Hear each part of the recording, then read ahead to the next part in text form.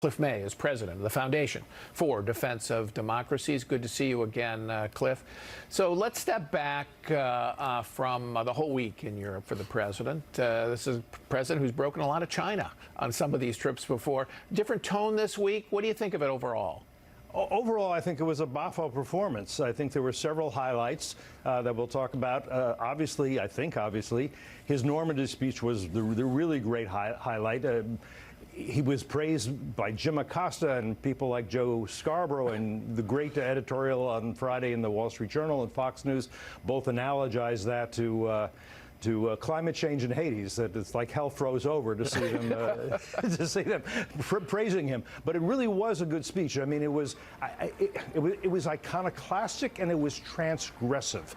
It was. What do you mean by that? Okay, what I mean by that is a couple things. One is that it was a very persuasive, gentle defense of nationalism as he interprets it, the idea of independent and sovereign states that come together in alliance to defeat common enemies, but they are still self-ruling. This was subtly an argument against globalism and against the sort of neoconservative, one might even say, idea of a liberal rules-based order. He was saying that he was giving a very different idea at a time when, in a lot of the media and a lot of political discourse, nationalism is said to be akin to fascism. People even like Macron have said nationalism is the opposite of patriotism. He was saying, no, it isn't. And there are a couple other things that I think were politically incorrect that he got away with.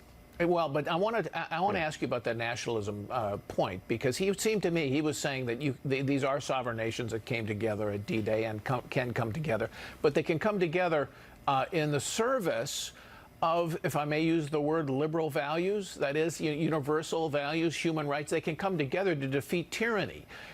So nationalism doesn't have to be an enemy of those values.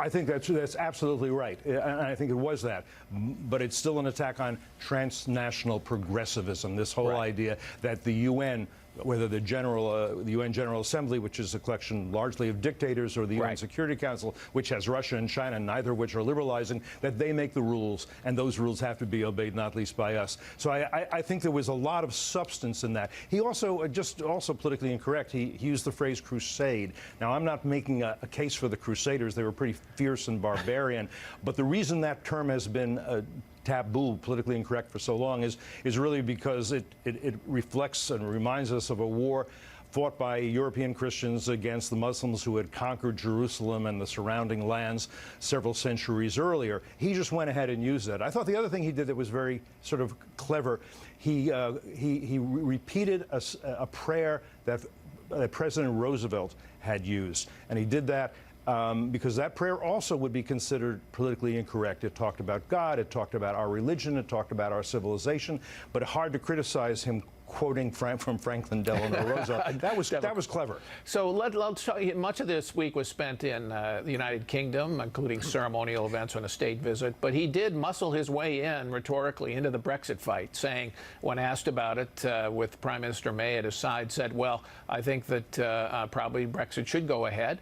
And in fact, of course, Brexit's been roiling British politics. And he kind of gave a subtle endorsement of Boris Johnson, former Foreign Secretary, as the next Prime Minister. Is that kosher for a president to do abroad?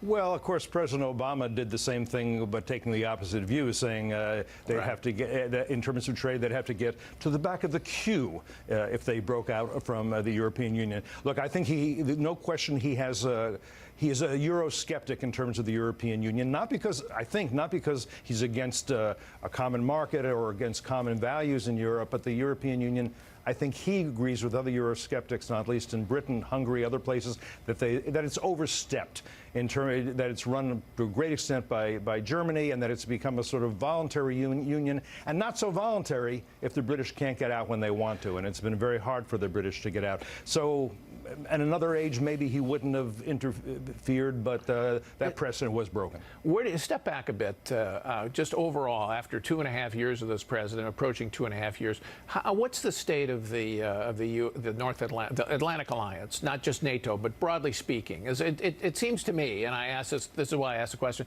that it's actually in pretty good shape, despite a lot of verbal jousting and disagreements over some policies.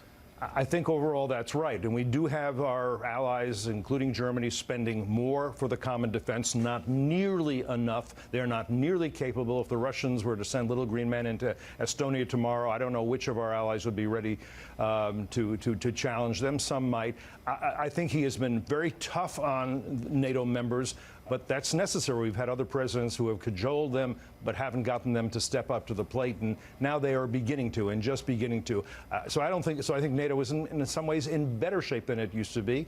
And look, this president has a difficult personality, no question about it. His policies, not bad at all, and I think some of his policies are moving in the right direction. I'm not going to say he's scored great goals at this point, but I think he did a lot of good work in this particular trip to Europe. All right, Cliff May, thanks so much for being here.